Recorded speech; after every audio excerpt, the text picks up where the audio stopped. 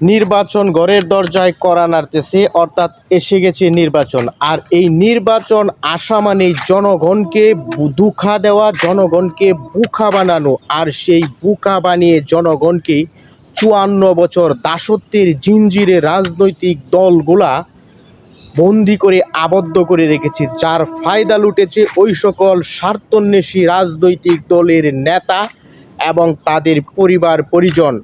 দেশের কাঙ্ক্ষিত উন্নয়ন, জনগণের উন্নয়ন হয়নি বললেই চলে। সুতরাং এই নির্বাচনে আর কোনো ধরনের ধোঁকা জনগণ পড়বে না বলে প্রত্যাশা করি।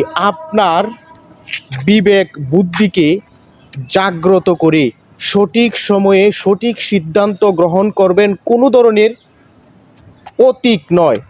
আপনার আসনে যেই প্রার্থী নির্বাচনে দাঁড়িয়েছে সেই প্রার্থীর চরিত্র দেখে, তার দলীয় নেতাকর্মীদের চরিত্র দেখে সৎ, যোগ্য, নিষ্ঠাবান একজন প্রার্থীকে আপনারা নির্বাচিত করবেন। স্বাধীনতার ৫৪ বছরে আমরা শুধু ক্ষমতার ফালাবদল আমরাই করেছি, নেতাদেরকে দোষ দিয়ে লাভ নেই। সুতরাং আমরা যদি পরিবর্তন হই, নেতারা এমনিতেই পরিবর্তন হয়ে যাবে। সুতরাং আসুন, একটি সময় এসেছে, ৫৪ বছর পরে আসলেও কিছুটা বোঝার চেষ্টা করি, একজন যোগ্য প্রার্থীকে আমরা নির্বাচিত করি আপনার এলাকার উন্নয়নের স্বার্থে।